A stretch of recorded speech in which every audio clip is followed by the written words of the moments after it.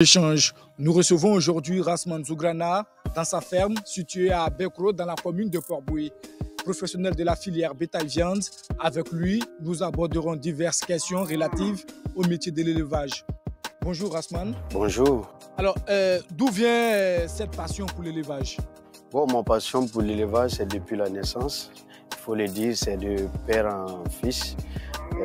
Aujourd'hui, j'ai eu la chance, après, on peut le dire, l'échec à l'école. Je suis venu épauler mon oncle et tout le monde avait cette vision à ma personne dans l'avenir qu'il allait être un bon éleveur. Parce que dès bas âge, il y a, après les différents baptêmes et autres, les parents payent un animal pour voir chacun quelle sera sa chance, quoi. Et puis bon, moi j'étais de mon côté et voilà comment l'histoire a commencé. Et aujourd'hui, on peut dire on rend grâce. D'accord. On vous entend parler, c'est une tradition chez vous.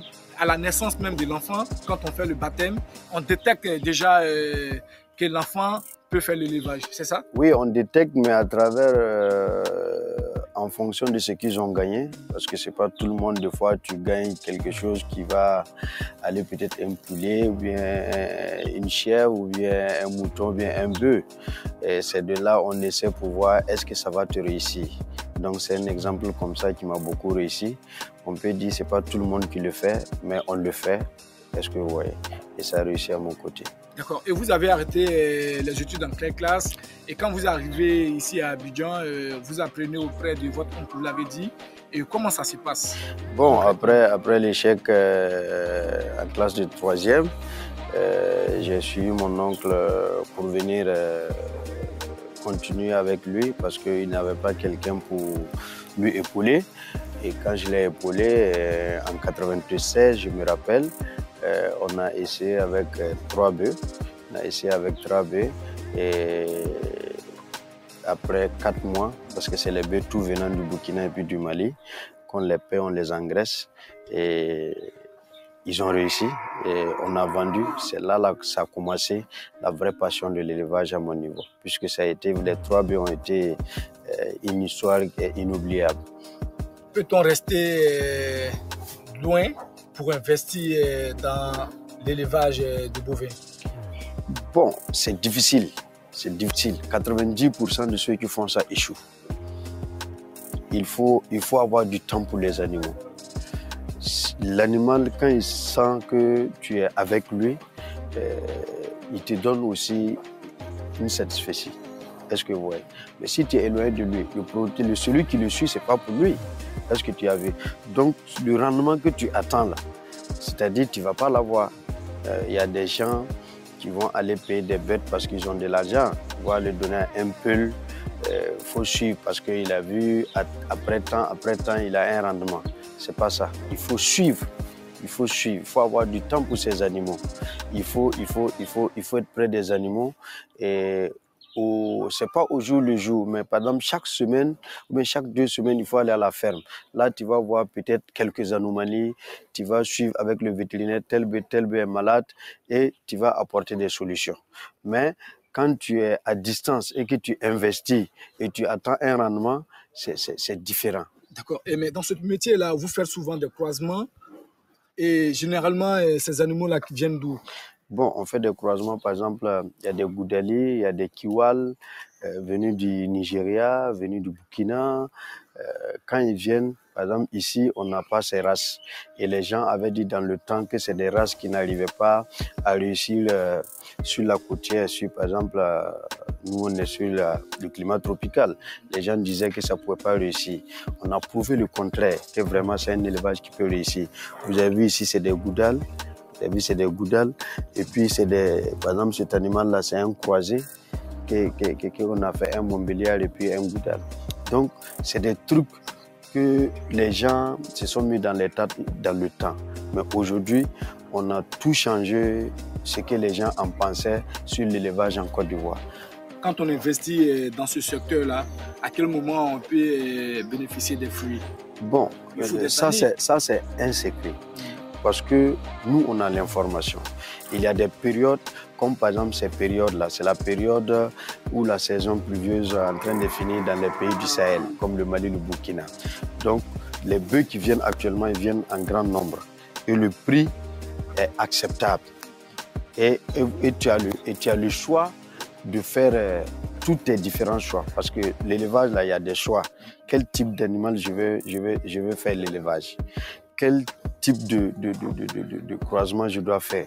Donc, en ce moment-là, on a tout ça avec nous. Et le prix encore est bas. Et lorsque tu veux faire l'embauche, tu veux faire l'élevage à long terme, tu sais quel type d'animaux choisir. Tu ne peux pas laisser peut-être dans le mois de mars-avril, où c'est le bœuf d'embauche à stabulation, c'est-à-dire l'aliment de bétail. Puisque actuellement, pendant le mois de mars-avril, c'est l'aliment de bétail qu'on doit intensifier pour les nourrir. Là, c'est pour les bœufs d'engraisse. Est-ce que vous voyez? Donc, quand tu veux payer en ce moment, puisqu'il y en a manque même, donc je conseille les gens de payer les bœufs d'embauche dans le mois de novembre, dans le mois d'octobre et au début décembre.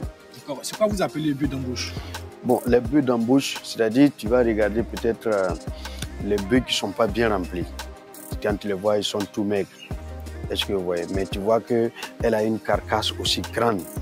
Et il suffit seulement de compléter quelques aliments. Voilà pourquoi eux, quand ils sont à la ferme, ils ne sortent pas. Et on appelle ça l'embauche à stabulation. On leur donne à manger seulement. Parce qu'on a un rendement qu'on veut atteindre dans 3 mois, bien dans 4 mois. Est-ce que vous voyez? Donc tout ce qui est comme aliment, par exemple, comme on donne les peaux de manioc, les résidus de noix de coco qu'on appelle copra, le sel industriel ou la pierre à lécher, quand on leur donne ça intensivement, tu as un rendement. D'accord, tu as un rendement. Et quand on investit dans ce secteur-là, au bout de combien de temps on peut récolter les fruits de notre investissement? Bon, cette chance que nous avons par rapport aux pays du Sahel, c'est qu'ici, la Côte d'Ivoire est un pays consommateur. Et il y a une information. Nous, par exemple, qui sommes les bouchers, il y a des périodes où il n'y a pas de bœuf. Donc, quand tu fais l'élevage... il y a des périodes où il n'y a pas de bœuf, où ça? Ici. Par exemple, on peut prendre un exemple. Pendant la Covid, ils ont bloqué tout Abidjan, ils ont confiné tout Abidjan. Il n'y avait pas de bétail. Nous, on a l'information. Il y a d'autres qui font de l'élevage, mais ils ne savent pas que le prix peut-être a été légèrement augmenté. Est-ce que vous voyez? Donc, en ce moment-là, le prix est bon, tu peux aller vendre. Et en dehors des crises sanitaires? Bon, en dehors des crises sanitaires, il y a des moments où la demande aussi est forte, pendant les fêtes. Pendant les fêtes de Ramadan, pendant la fête de Tabaski, pendant la fête de l'année. Est-ce que vous voyez? Donc, tant que la demande est forte, vous ne savez pas, l'abattoir a reçu combien de camions. Et si c'est pas continu, on fait recours au bœuf d'élevage. Et ce qui fait qu'aujourd'hui, avec notre système qu'on a mis en place, on a pu stabiliser, malgré les critiques des uns et des autres, le prix de la viande en Côte d'Ivoire. D'accord. Vous l'avez dit aussi, la Côte d'Ivoire est un pays consommateur. Et la plupart des bovins qui sont en Côte d'Ivoire viennent des pays de l'Interland. Alors, qu'est-ce qu'il faut faire selon vous? Vous qui êtes dans le secteur depuis des années, qu'est-ce qu'il faut faire pour que le pays soit autosuffisant en bovins? Bon, il faut dire que depuis 2000, nous, en tant que les différents jeunes groupes éleveurs ici, on se donne des informations. Et aujourd'hui, on est en 2024. Je pense que le cheptel ivoirien a beaucoup augmenté. Mais il y a un problème. Aujourd'hui, quelqu'un peut avoir 20 bœufs. Et puis, dans ce 12 ans qui est passé là, il a au moins 200 bœufs ou 300 bœufs, par exemple, au nord, un peu partout en Côte d'Ivoire.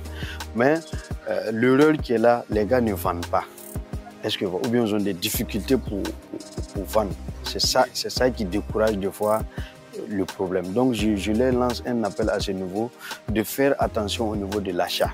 Tu peux avoir de l'argent, tu vas aller payer des bœufs. Comme tu as vu le volume, tu vas penser que c'est trop cher. Et quand tu vas investir, quand ça va un peu grossir, en fonction du prix d'achat que tu as payé, et quand tu vas aller revendre là, tu as des difficultés. Donc, c'est à l'achat, des fois, les gens ont des problèmes. Donc, je veux qu'ils croisent des professionnels qui vont les aider, qui vont les conseiller au niveau de l'achat. Là, quand ils vont aller vendre, ça va beaucoup les aider. Alors, Merci Rasman Zougrana, nous sommes au thème de cette interview. Merci à vous, chers téléspectateurs. Merci de nous avoir suivis et bonne suite de programme.